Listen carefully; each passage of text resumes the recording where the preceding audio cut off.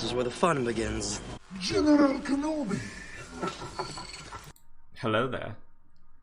Hello and welcome to Jedi Knights, the official Star Wars podcast for Joy Clicks. I'm Mike Connors. This is not what you're probably expecting to hear. Christian Buckley is here, but for today, I'm hosting Jedi Knights. So for that reason, I'd like to welcome Christian. Say hello. Hello. Does this make me Chewy this week? It does make you Chewy. Ooh. So I do need you to try to do your best Chewbacca impression. That was pretty good. Thank you. That was really good. Thank you. Funny story. For some reason, at one point in my life, I set one of my alarms in the morning to be Chewbacca yelling. And it's still set there because I have like a million preset alarms. And one of them, sometimes if I set up all my alarms in the morning, at a certain time, I just hear Chewbacca yell, and then it's a song after that one.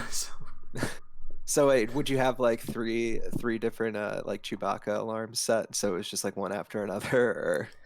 I think so, yeah. Because the thing is, like, it's a ringtone I bought on the App Store once, and then I was like, oh, I don't use Apple Music anymore, so I guess my only options for an alarm are the presets or this one I bought of Chewbacca screaming. So I was like, hey, might as well. I remember like scheming when I was a kid to like try to get like cool ringtones on my phone.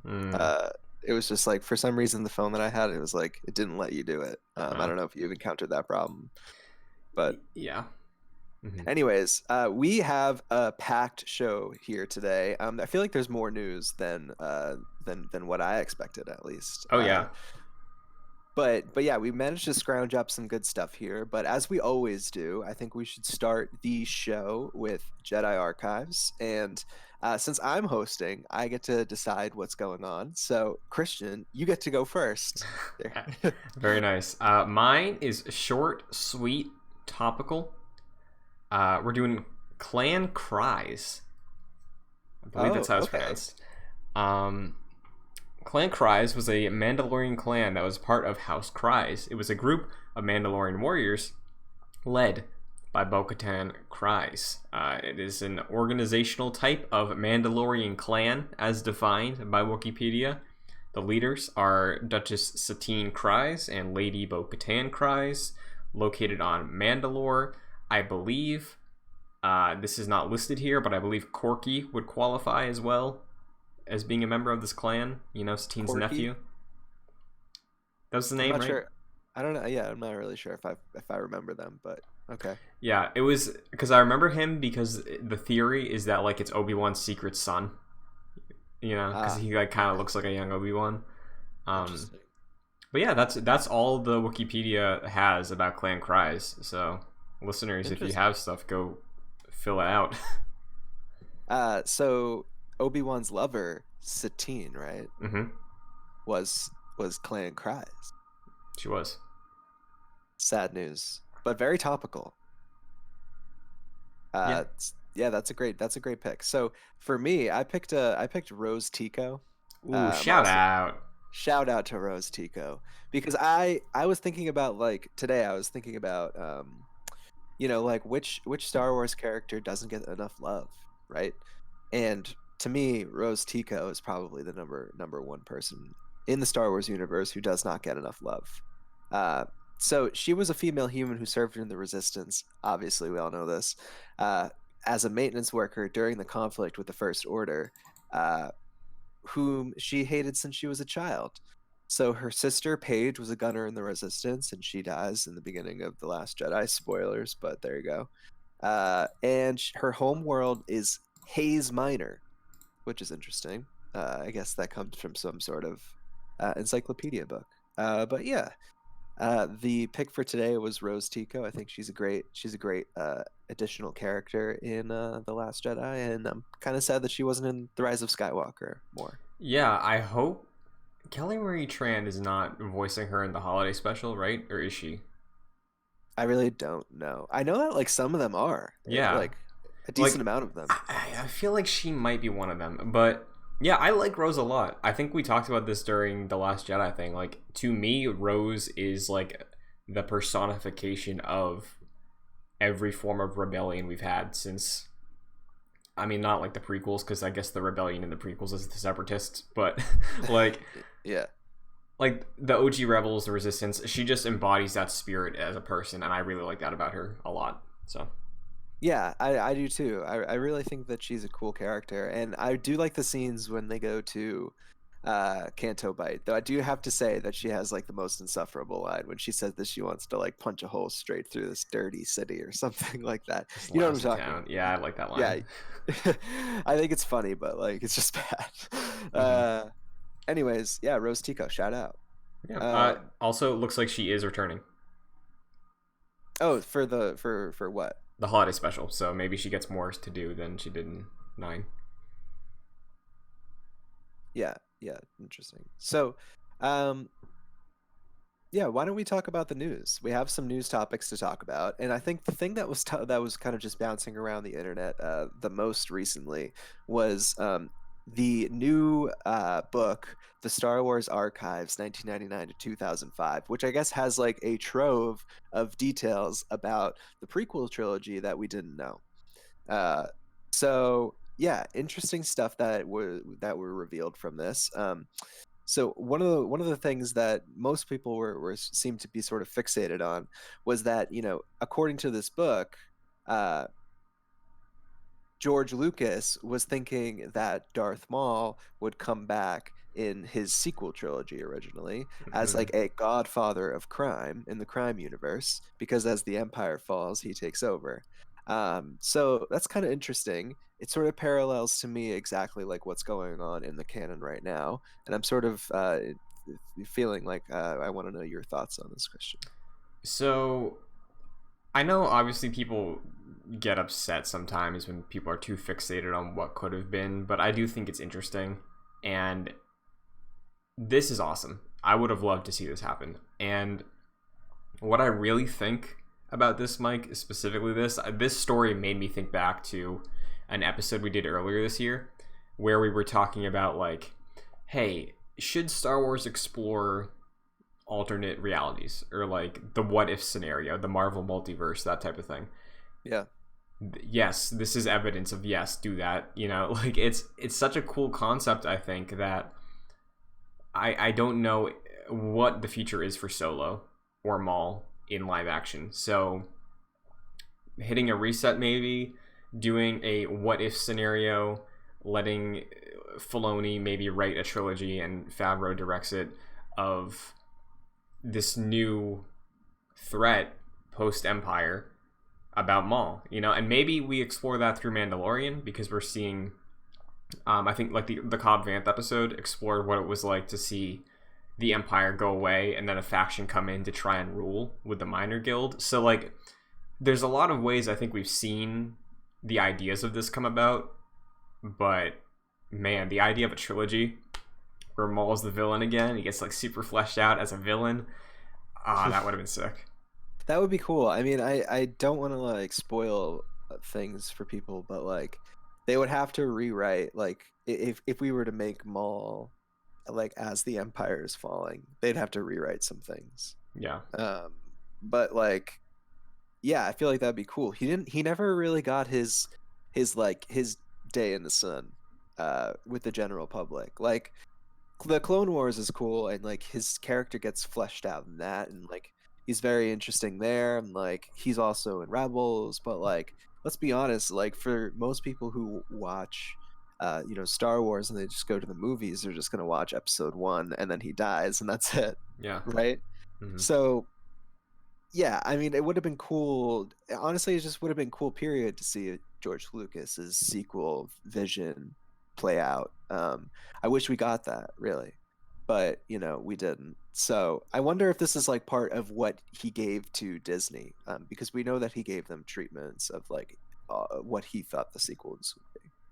Yeah, you know more about this than I do. Like, I know where we go with Maul, but do you know if Lucas and Filoni like collaborated on that story at all? So, like, do you think Lucas maybe like we know he notoriously is kind of like whatever about his own canon. So, do you think when the opportunity came up to write Maul through Rebels and Clone Wars, and Lucas had some sort of say in that, he was like, yeah, you know what? Who cares about sequels? Let's just do this. Yeah, I mean, I don't know. I mean, the way that Maul, like the way that they treat Maul in like the animated series, like I just don't see. I don't see. It doesn't look like that they were ever very interested in sort of like fleshing out his character more. Sure. But I mean, it doesn't mean that this can't happen like just in a different time period in the Star Wars, universe. Like we know that he becomes the godfather of crime in sort of like in Solo. Hmm. So I mean, like, maybe just as the Republic falls instead of as the Empire falls, he takes over. Yeah, Which and is obviously what we're getting. you touch on this a lot too over the course of the show. That Darth Maul game, bring it back, and then just add this entire subsystem that's like a menu based. You're like organizing crime. It's like, okay, I just did my lightsaber mission. Now I'm going into the computer. I'm like, okay, no, so I want deliveries to this settlement, this one, this one. It's like an RTS mixed in Yeah, there. an RTS of drug smuggling. That's what we need. Spice smuggling, Mike. Yeah, I'm sorry. Uh, anyways, anything else you want to say about this, Christian? No, I hope the future is still bright for Maul, even though we've explored him a lot. I want more.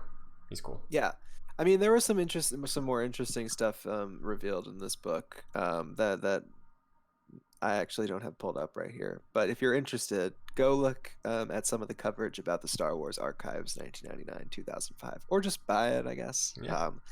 I'm sure it's got some interesting and cool concept art in there or something. So go for that. Anyway, the next story that I pulled, it's kind of funny. It's something topical, something that happened just yesterday, I believe. So the SpaceX crew brought a plush baby Yoda with them on their shuttle launch. Mm-hmm. So I guess they used it to sort of determine whether they kind of used it to sort of see like when zero gravity kicked in. So like when Baby Yoda started to float, then they knew that they were in zero G's. That's fun. So yeah, I mean, it's just kind of fun. I guess people saw it on the live stream of like inside the cockpit, Mm-hmm. and yeah, it kind of went viral. Do you think it's It just- is it one of the plushes from like Mando Monday? Is it like a new one, or is it like a third party like fake one that they bought like a year ago?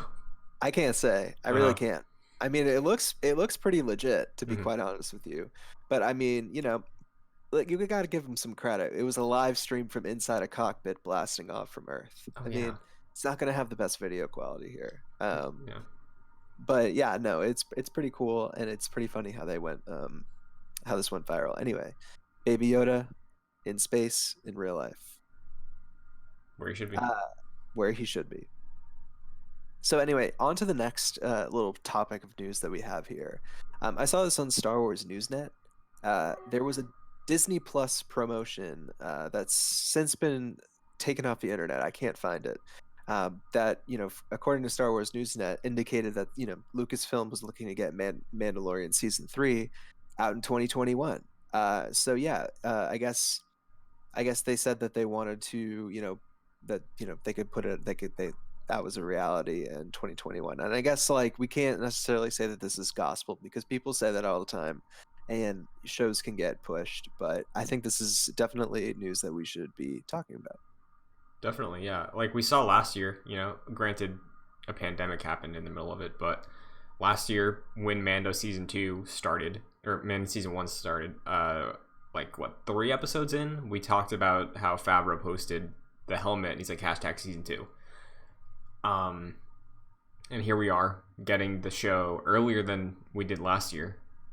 So considering they're kicking around things, and I think Pedro Pascal was like, hey, we're getting back to it in like a month. Like I could see it, it's Yeah, they don't shoot on location. They use that set.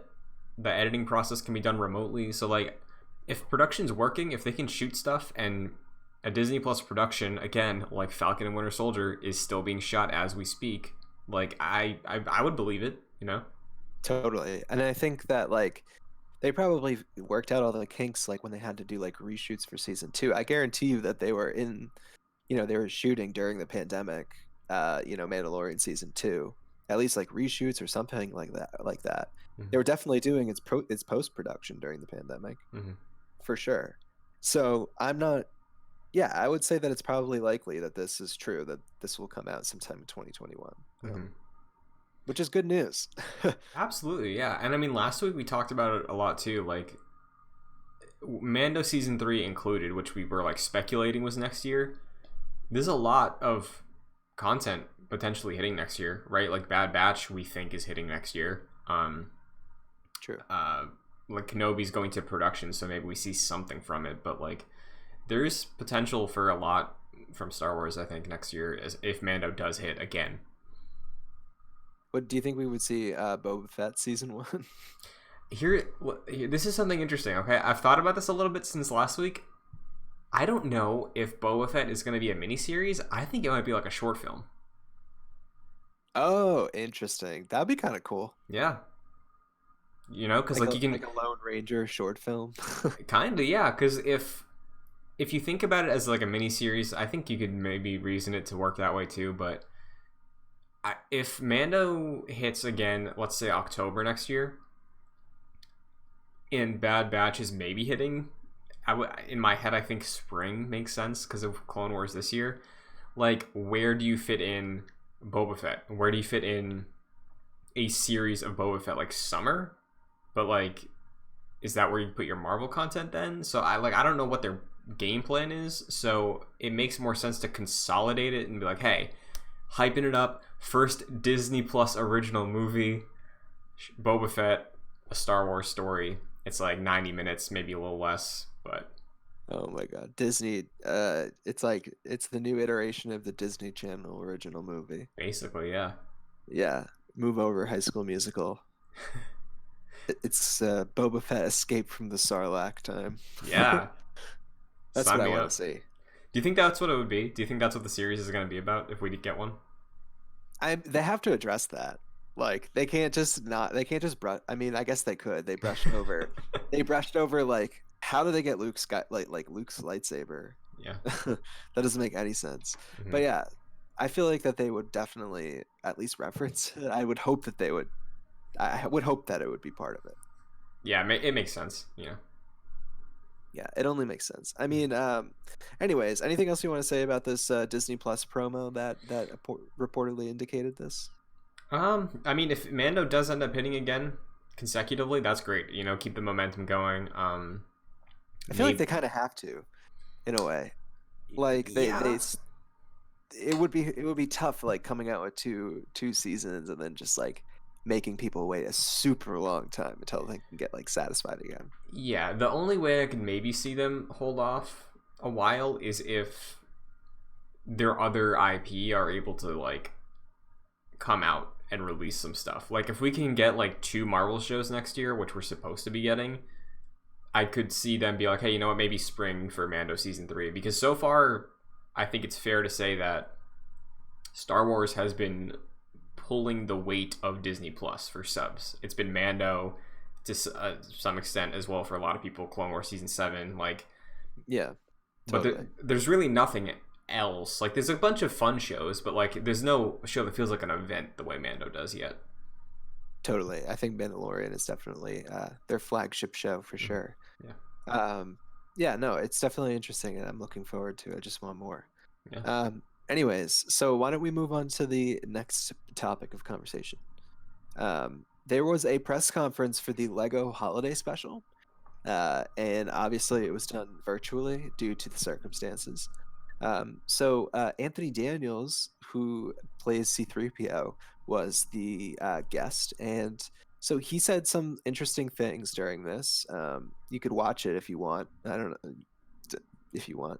Uh, so he said some things about whether C3PO's story is over. Do you want me to read it? Yeah, sure. I'm interested. Let me hear what he has Yeah. to say. So he said, I think his story is far from over. I'm delighted to say that the new Star Wars Holiday Special is the latest iteration. Not the last I have to tell you, but my lips, I mean. Not the last I have to tell you, but my lips, I mean 3PO's lips are sealed.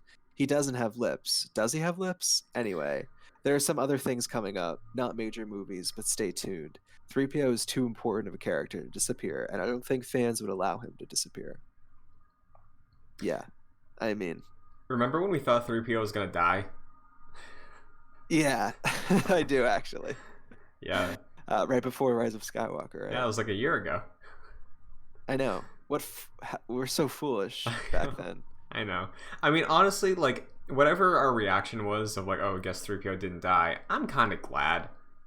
You know, I'm glad he's still around. Also, the concept of robots dying, like, man, they're robot. You know, like, It's true. It's true. He couldn't have. I mean, I think we were like sort of bamboozled into believe that he may bite the dust because I think the Rise of Skywalker trailer had that moment that he was like just saying one last look at my right? Yeah. friends.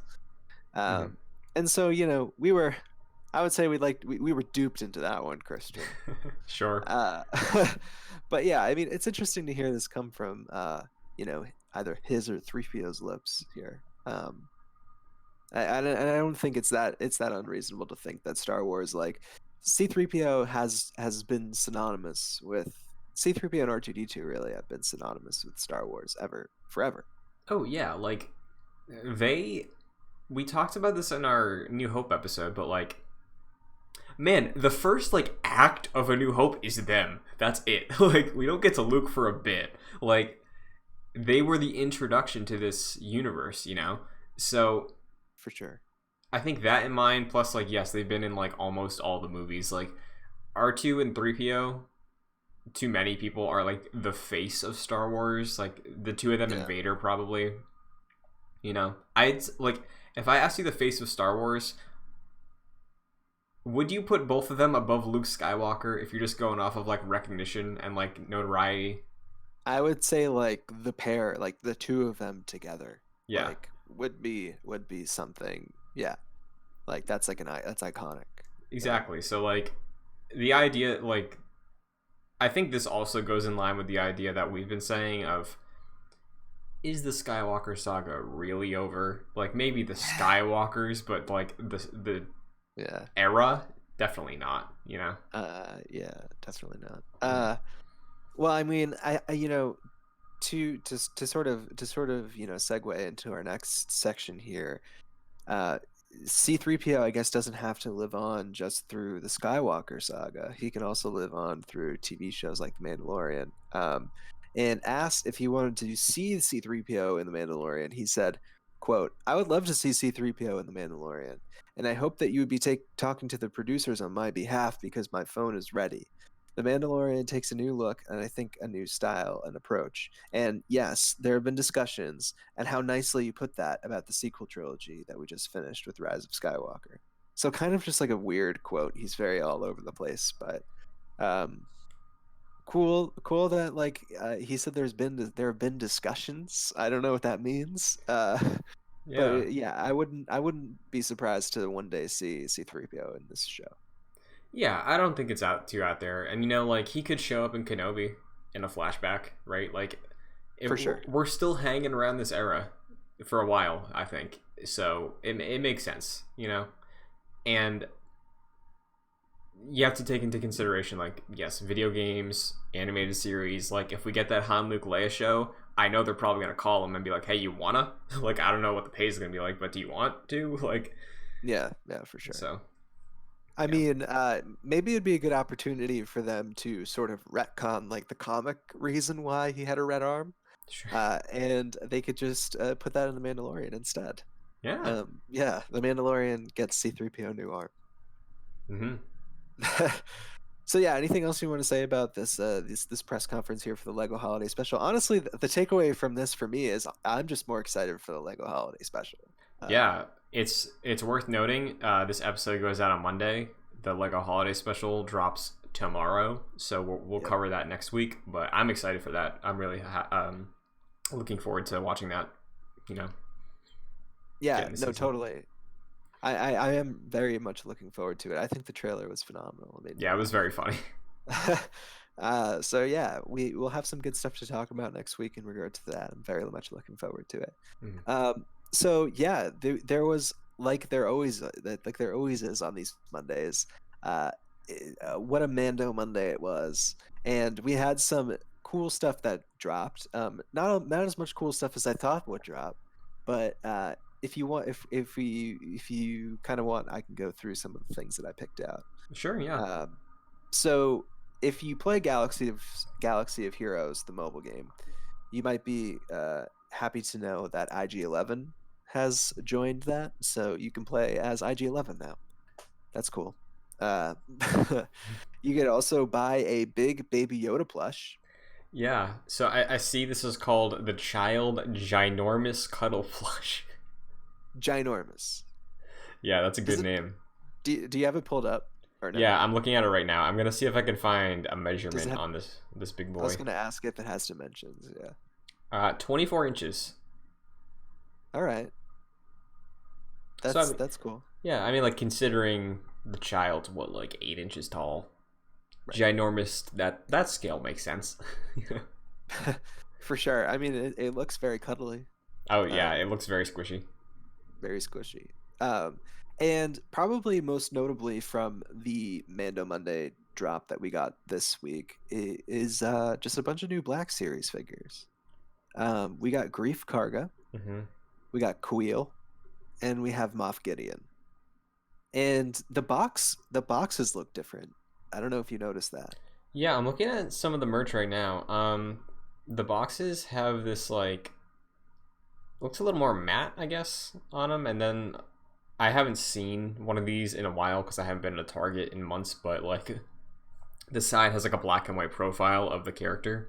I don't think they Yeah, have that on like your Calcassus one. I don't think has that. I don't think so. No. So, yeah, cool looking box. Yeah, I mean, what do you think about this week's Mando Monday drop? Um, it's kind of where my expectations settled for the content. I am seeing. I'm looking at what we got right here. I am seeing they released some Mandalorian themed Apple Watch bands. So that's Oh, I pretty didn't see nice. As somebody who owns an Apple Watch, and it looks like they have like a dynamic screen. I haven't put my Apple Watch on in like a while, and it's an old one, so it's basically just a watch at this point. But it's a cool style. It's a cool band. that. What do the bands look like? Do they have like just prints on them or what? Like, So one is a Beskar themed one. So it is. It looks like it's the silicone type of Apple Watch band with a clasp on okay, it. It's like navy with some silver decals. You got the mud horn. You got a nice it's cool. colored minimalist Mando holding Baby Yoda. The other Nice. one is brown and yellow. And it's the Code of Honor, and it has like some Mandalorian crests on it and stuff. So That's cool. yeah, I'd Nice. upgrade. Upgrade, yeah, upgrade the watch band. Yeah, but Uh, yeah, I mean, I'm just still waiting for the Cobb Vanth Black Series. I it's don't know what coming. they're. It's coming. I don't know what the problem is. They just need to speed that up. It's shocking to me that like the pre-orders for these. Yeah, it makes sense that you're pre-ordering, but like they're all of these things are releasing in like June. Oh, I know. That's Yeah. kind of shocking to me. Like, is that just how merch works? I don't think I've ever pre-ordered merch, but I can't say that I ever have either. That doesn't seem normal to me. That's more than like half a year away. It's got to be some sort of thing that has to do with COVID. probably. But like last year, we also saw. Didn't we see what happened with Baby Yoda? Was that also COVID related, or was that just like Oh, you're a right. mishap? I guess maybe not. Maybe that's just how they do things, but it's very strange. Yeah. There were a couple other things I saw that Yeah. dropped Yeah. for Mando Monday, I think, or like it was merch. Um, in line with the Black Series stuff, Hasbro showcased the Black Series for Hunter and Crosshairs, two members of the Bad Batch. They look good. Okay. Cool. Um, I liked Hunter. I liked that he looked like Rambo, so maybe I picked that up. Um, sure. Crosshairs, of course, was the one that was a little bit like Donatello in our Ninja Turtle comparison.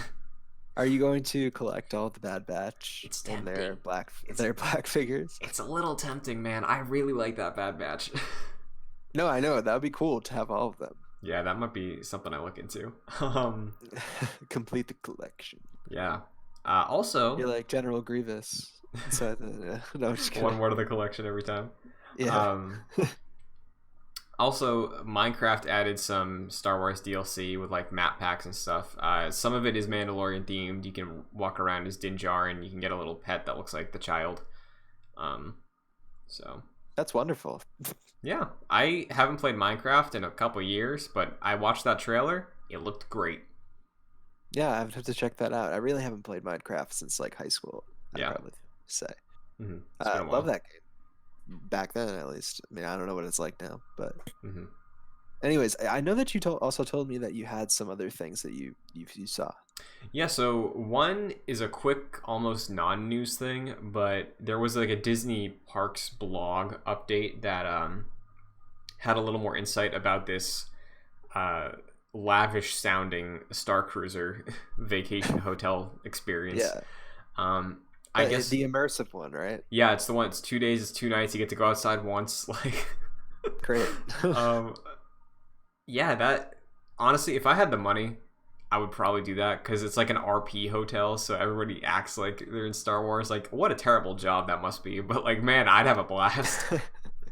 Yeah, I mean, like it would definitely get repetitive as one of the cast members, right? Is that what they call them? Probably, yeah. I mean, yes, that's what they're called, but yeah, you're probably right. But yeah, it's something that I would like to experience at one point. So I guess like they're building the landlocked cruise at the moment. There's a little more concept art, a little more concept rooms to see. Like it looks like there's a king size bed or a queen size bed. And there's like the two like Millennium Falcon bunks imbued into the wall. So like that's where the kids cool. sleep. That's really cool. Yeah, so I'm following along the news about that because I mean it's not like I can go to Galaxy's Edge right now anyway, but I want to go at some point still. Post COVID adventures for sure. Here's the thing: I convinced my girlfriend to really want to go because she got turned on to Star Wars in like a year into us starting to date, and like she's the one who came to me and she's like, we should go to Galaxy's Edge. I was like, oh yeah, we should just buy lightsabers and then make droids and then just buy like those $80 drinks. Oh, for sure. I mean, it's one of those things that like I've also thought about going, Christian, and I'm just like, well, I just need like a good like few $1,000s to just like flush down the toilet. Yeah, I would spend so much money. Yeah. What is free though, as of right now, you can read the first 8 chapters of Light of the Jedi, the kickoff to the High Republic. The first 8 chapters are free to read. That's wild. That's insane. I mean, I really want to read that book like very bad, but I don't know if I want to read that much of it right now without being able to finish it. Yeah, so I wonder like how many chapters there are. If they're releasing 8, then I'm assuming it's at least like 20, you know? Right. I don't think they put out half the book for free, so it's probably a beefy page turner. Yeah. So, I haven't read it, but yeah, it's available I think on the Del Rey website because they're the publishers. But yeah, are you gonna get that? Are you interested in that at all or no? Yes, I might wait to hear some reviews because I remember getting really excited when Disney bought Star Wars and I wanted to get into reading Star Wars. And the first book I think was a Rebels prequel, and it was about like Kanan and Hera. Yeah. I listened to reviews and then they were like super boring, and I was like, well, I guess I won't read for the next 7 years. Okay. But yeah, now that we're committed, you know, we've read some Star Wars books. I'm interested in a new era, you know, so we'll see.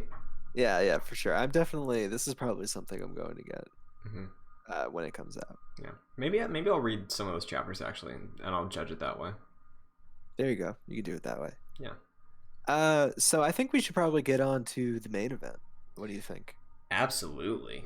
So we got a big Mandalorian episode to discuss today. So it was episode 3 of season 2, chapter 11 of the series and its title was The Heiress. So super interesting. When I saw that pop up on the screen, Christian, who did you think of? Who did you think of? I have somebody in my mind. I thought it was Sabine. Me too. I thought it was Sabine too. Yeah. because like I don't want to skip ahead or anything, but like No. I felt like this was gonna be the episode with Sasha Banks, and I was like, she's probably Sabine, right? We've been saying this for weeks. There were Right. rumors for so long, but no, that the heiress is not Sabine. It is not. Right. We will get into it, but yes, it was quite the episode. It was directed by Bryce Dallas Howard, who also directed Chapter 4. As who was the Pawns of Sorgan, I think was the name of that one. Hmm. And yeah, that was one of our favorites, Christian. We both enjoyed that one. Absolutely, yeah. So So big anticipation for this one for me actually, because I really did like her past work in The Mandalorian. So I was excited to see this. hmm what did you think? Did it live up to those expectations for you? Just like surface level? Surface level, I think, yeah, it was pretty cool. I was pretty hooked the entire time. Um, I think it's done it did a lot for the overall Star Wars culture. Hmm. It kind of like bridged some gaps. Sure. Sort of interlapped like the cartoons with the live actions. So like the people who are watching it, who are like a little bit more mainstream, are now getting some deep cut Star Wars. Hmm. And I find that interesting. What did you think about it? I liked it a lot. I think this is up there for me. Um, Format wise, again, we're doing a heist, Yep. and I might give this one a slight edge. I don't think it has the style that the other heist episode has, but it doesn't have as much fat as that other heist episode has. So I really appreciate it on that front. So Bryce Dallas Howard, 2 for 2 as far as I'm concerned. She did a great job. 2 of my favorite episodes of the show so far. Well, she didn't do the heist one the first No, season, right? right. I'm talking about Oh, episode okay. 4. Yeah. Sorry. Yeah, no, I mean, I do have to say that the heist episode in the first season certainly had a lot more style. It's definitely more artsy than this one. Hmm. But yeah, I mean, why don't we kind of talk a little bit about like the main plot points of this one, because I feel like it was kind of beefy. Yeah. We were picking up from our previous episode in which we were transporting the frog lady to her planet of her moon of Trask, because she has to fertilize her eggs. Hmm. So yeah, they get to Trask, and the Razor Crest is pretty messed up. Um, and yeah, basically ends up finding the Frog Lady ends up finding her husband, and that's pretty cool. But the Mandalorian asks the frog husband, who he was hoping to get some information about the Mandalorians from, about where the other Mandalorians were. He gets sent to a restaurant where a Mon Calamari server helps him out, and eventually gets sort of trapped by this guy who wants to who tells him that he knows where the Mandalorians are, goes on his boat, and almost dies, but the Mandalorians save him, which is pretty cool. None other than Katie Sackhoff herself, Bo-Katan Kryze, comes to the rescue. Yeah. Lot to recap, but yeah, pretty crazy stuff. So first up about the area we're in, I got like slight Gloucester vibes being from Massachusetts. It's like a fishing Okay, town. It was like super all cool. right, yeah, Um, Loved the Mon Calamari that was wearing the sweater at the dock. true. That Yeah, was he's like a great. fisherman. Um, and yeah, so the Bo Katan reveal, like I was kicking myself, Mike, because like she shows up and I see the armor and I was like, wait, is that Death Watch? And I was like, no, it's not Death Watch. And then the second she speaks, I'm like, wow, it's Katie Sackhoff. And we Yeah, talked about this months ago, and I completely forgot she was supposed to be in this. I know. She kills it. Yeah, she She was really so good. does. She was great. I mean, like she's acted live action sci-fi before. She was Starbuck in Battlestar Galactica, Yeah. so It she w- fit it in was just perfectly. cool. It was cool to see Katie Sackhoff like in this type of role again, though. Yeah, that was Uh, that was really cool. and like honestly, like she looks a lot like the animated version. Yeah, like Truly. I yeah, she really does. Like I think they might have taken that into consideration the way that you and I have speculated of like Sure. is there a reason we scanned in Cameron Monaghan's Cal Kestis face? Like, Yeah. it makes sense, you know? It's like she shows up, she has the red hair, she's in the armor. It's like, oh, that's Bo-Katan, you know? Yeah, no, it's very cool. It was cool. I was kind of hoping to see Ahsoka this episode, but yeah, it was very cool to see Bo-Katan. I was like confused though that girl that was with them wasn't Sabine. Yeah, so like I guess Sasha Banks was just had a cool cameo. So like shout out to her. That was a good Yeah, move, you know? totally. I mean, I guess we were all fooled. Yeah, so like I guess we haven't seen Sabine yet. We're gonna get to Ahsoka eventually. So maybe there's a chance Sabine is still here. But this episode goes through Mando teaming up with Katie Sack or Bo-Katan's crew. Um, Basically, they want to hijack a ship that's full of weapons because they want to retake Mandalore. Um, and this is very interesting to me because I saw an interview with Katie Sackhoff since Friday where she said Bo-Katan's role is going to be super important for this show. So that makes me think, do you think at some point, maybe not this season, but eventually, Din Djarin has to team up and help take Mandalore back for the Mandalorians? Totally, Yeah. totally. Because that was like I noticed that was like one of the very first things that Bo-Katan tells Din Djarin is that Mm-hmm. like she is looking to like take back Mandalore, and I was Mm-hmm. like, there's a reason why the showrunners and whoever wrote this episode like put that in so like soon, like Yeah. because he's gonna have to at some point, like if he does, even if he doesn't want to, Right. like help them out. And it was Mm-hmm. interesting to learn a little bit more about how fractured the Mandalorians became, Oh and yeah. how religious like zealots like some of them became, and how Din Djarin lives under like a different Mandalorian creed than Bo-Katan. Yeah.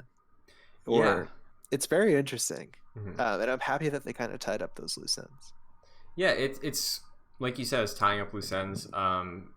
It kind of threw me for a loop seeing her basically tear down this is the way of like, oh, so I thought that's just where the Mandalorians were at this point in the galaxy, but no, it's just uh Din Djarin sort of got abducted into this cult sect of the Mandalorians. Yeah, Yeah. it's like you put it's that's a very like stark way of putting it, but it's true. Like Yeah. he literally got abducted into a cult. Yeah. Uh, Do you think Pre Vizsla would have been in Mando's crew? Do you think like that's the people he would have ended up with? Just because he's so not conservative, but he's just so ingrained with the tradition of that culture. yeah. Yeah, that's what I I thought mean, too. I that's what I think. I mean, I think eventually like he might come around, Yeah. I think eventually he might come around and sort of uh I don't know. I think that's at some point he's going to take the helmet off. Let's just put it that way. No, yeah, I think it's you're in the right headspace with what this episode does, you know, because look at it from a editing standpoint too. Like it's a 30-minute episode, right? It's 35, so take out the recap, take out the credits. It's like a half hour. Everything they put in here is all killer, right? Like there's nothing was wasted in this episode. So I think everything you were looking into of like, oh, there's a reason she said this, there's a reason for this line, there's a reason for all these actions, like everything I think in this episode will be able to trace some things back to in the rest of the season and probably future seasons, because I was thinking all these same things of like, okay, he sees this, maybe that instills some doubt, maybe that's how he comes to terms with allowing himself to go against the quest at some point and keep the child with him and raise him, and maybe that's where they get the money coming in for actually having Pedro Pascal where you can take the helmet off, you know, like Yeah. I mean, I don't know. I just think that like they wouldn't like make a point to like for sure Din Djarin as a character is going to have more interactions with like the Mandalorians and everything and mm-hmm. with Bo-Katan. as Katie Sackhoff, said. Mhm. And like it would seem like it wouldn't make sense from like a writing point of view to sort of like differentiate Din Djarin in this way and not have him like overcome that. Or maybe he doesn't. I don't know, but I feel like they'll definitely address it in some way going forward. It'll be interesting to see how they do that. Yeah, I think I agree with everything you just said. Like that's the vibe I'm getting because of this episode of like where we could be going. So does that like disappoint you at all? Like were you super dead set on exploring new like this unique new character versus taking this character, seeing where his roots are, being like, "Oh, that's actually wrong," and then sort of sweeping him in through to be in a squad with characters we know and find some resolution on a conflict that was introduced in like the Clone Wars. Do you think that's like No, I don't think I'm not disappointed in that at all because I think it actually like adds some like interesting depth and opportunity for depth in the sense that like Din now will have to now he's like also on a quest to like figure out like who he really is. mhm, Like he understands that like yeah maybe there's like something up with like the way I was raised, right? right? And like maybe like that isn't the way that like things should be, and whether or not he chooses to stay with that or go with Mandalorians I think is like a huge character thing for him that will definitely be explored. Yeah, And I I think agree. I just wanted to throw that option out there because I know there's some for people I've sure. seen that were like, "Oh, really?" Yeah, no, I mean, like, I think it's just it's just good character writing. I think it adds opportunity for him to overcome something.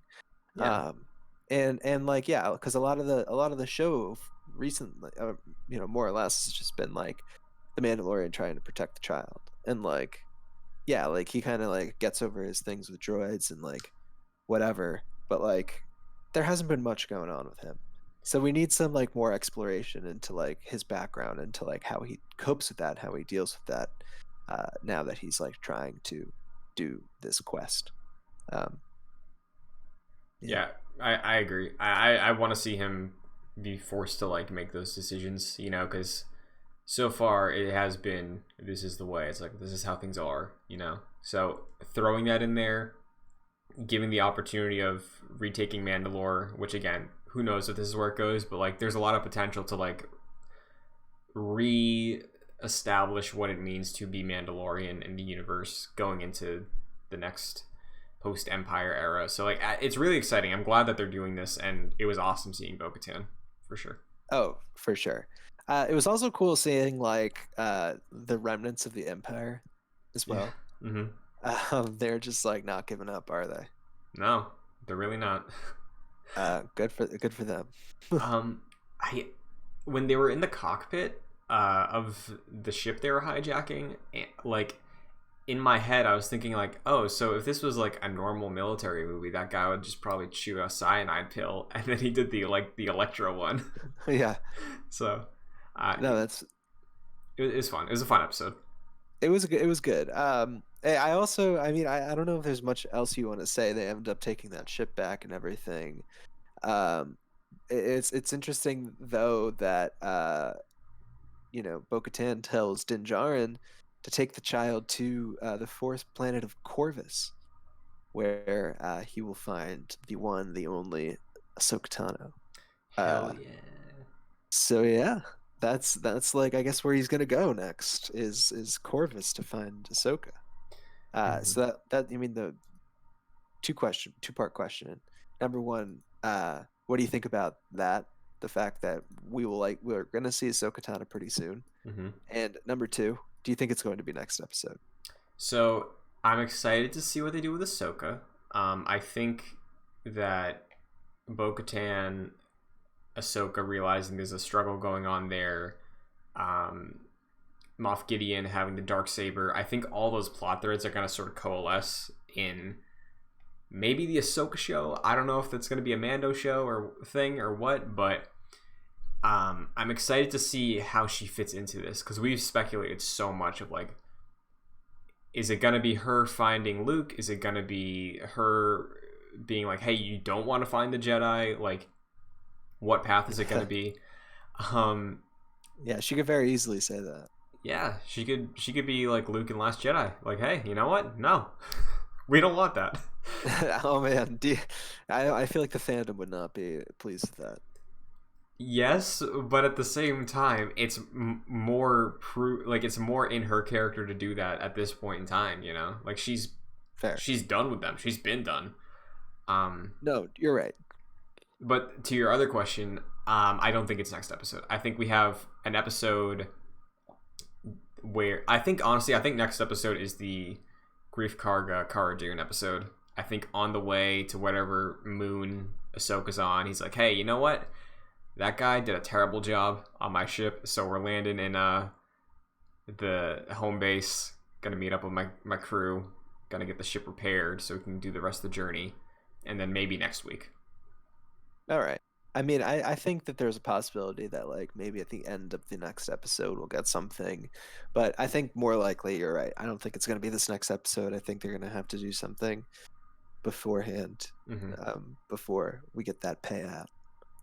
Yeah. And then we'll probably get some cool mission with Ahsoka at some point at the end of the season. Yeah, that makes sense. Do you think? Yeah, because what next episode is episode 4, right? Yeah, yeah. So if we're gonna just be detectives for a second, if we want to play detective, Yeah. I saw an interview recently where Carl Weathers said which episode he directed. Oh, okay. 7 days It's the ago, next one. via screenwriting, yes, Carl Weathers directed episode 4. So yes, I think next episode is the episode with Grief Karga in it, because I feel like he'd probably direct the episode he's in. So. Oh, for sure, for sure. Mm-hmm.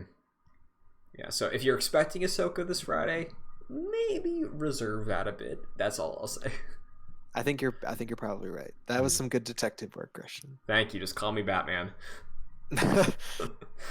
Christian Buckley, PI. I'm Batman on the weekends. Batman on the weekends. Yeah.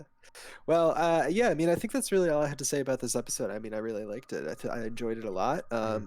Is there anything that you'd like to add? Shout out to Giancarlo again.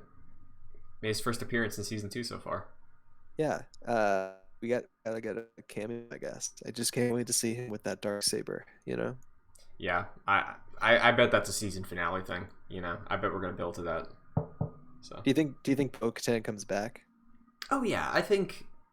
Again, sort of how season 1 of Mando was like, okay, we're getting the crew from the whole season back together for the big job. I think it's gonna be the same thing this time with Boba Fett too. Yeah, but bring in Boba Fett. Bring in Ahsoka. Where is he? Where is he? We need answers, man. He's off doing his show. He's off telling So. Lars Santeca about how he got out of the Sarlacc pit, and that's the show. Oh man. All right. So. Well, barring none from anybody else, I mean, I think that was the show. That was a pretty good show. Yeah. We have obviously we got next episode we're going to be talking about chapter 12, directed by Carl Weathers of The Mandalorian. And I'm not sure if are we gonna do it in the same episode, but on the Lego Holiday Special as well. We'll so see. yeah, look forward to those. We'll be definitely discussing them. Absolutely. Yeah. So is there anything you'd like to plug, Christian? You usually do the plugs here. Sure. Twitter, Instagram, Twitch. You can find me at Chris N. Buckley. This show is available on youtube.com/joyclicks for the video version. For the audio version, Apple Podcasts, Spotify, your podcast service of choice. Rating or reviewing the show on those platforms is greatly appreciated. It helps the show find more listeners, and we appreciate it a ton. Patreon.com/joyclicks is where you can go if you want to support the shows, including this one, as well as a couple other podcasts we have, and get producer credit on them like Chris Sakis and Aaron Easton do, so thank you very much. And I'll say this, Mike, a shout out. Great job hosting. Thank you. Appreciate it. I gotta say, we were talking before the show. I had a little bit of nerves, but you were a great, always a great co-host, and you helped me power through. Your energy and your enthusiasm really carried me, Christian. No other Star Wars podcast has a forced dyad. This one does. Literally. No, it Yeah. was good. Yeah. It was fun. I had fun. But what about you, Mike? Where can people find you? Well, you can find me on Twitter like always at Mike P Connors. Awesome. Well, do you want to sign off? Oh no, you could do that. Because I always say that the thing, and I don't know if I'm gonna be able to say the thing correctly. I don't even know what you say. I always know what I say. Sure. And I'm the one running the outro, so it's probably going to be easier. So until next time, we're fine. Everything's fine. How are you? May the force be with you. Hello there. This is where the fun begins. General Kenobi.